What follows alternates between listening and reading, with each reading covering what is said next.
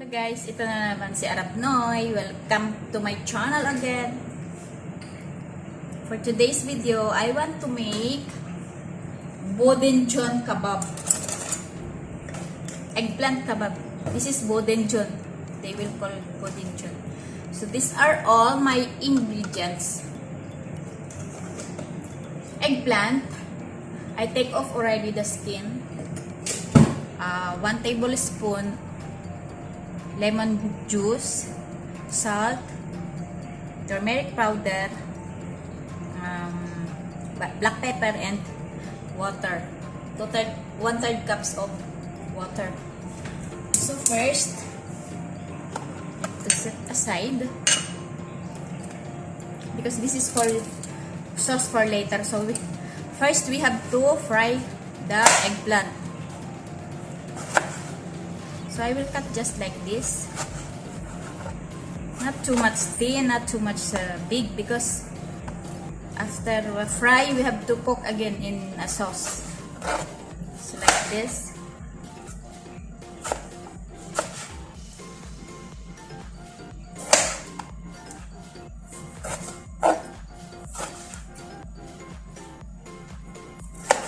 Okay, then we have to fry.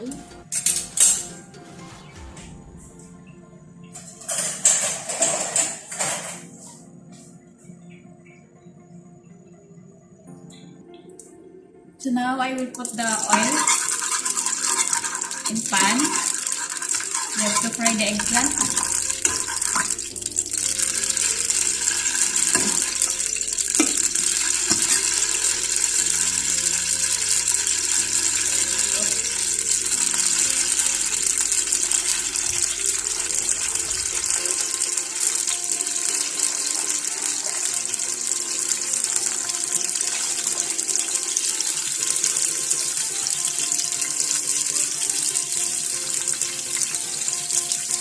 Mix the sauce for our eggplant. Water,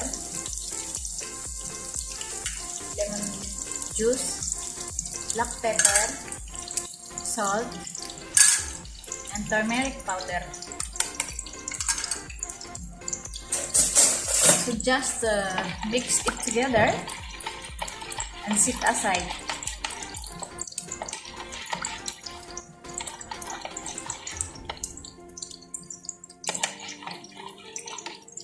Then I will put little bit, just little bit tomato paste for color. Little bit. So your sauce, it depends on the amount of your eggplant. I just only use the half of eggplant because this is only for one person. So I just only make like this sauce, not too much sauce. So let's set aside this one and make it finish for the eggplant to fry all. Ito na ang ating piniritong, this is our fried eggplant. So we have to arrange only in pan. Arrange together, then I put also the fried tomato, 1 piece. Then we have to put this, our sauce. Put there.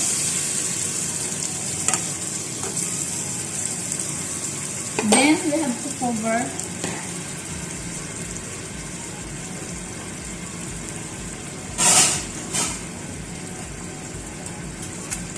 So it's already boiling. We have to cover and put in a low fire heat for 15 to 20 minutes cooking. So after 20 minutes, it's already done. So you can eat with rice and yogurt. This is Bademjan Kabab, or they call this eggplant kebab. So that's it.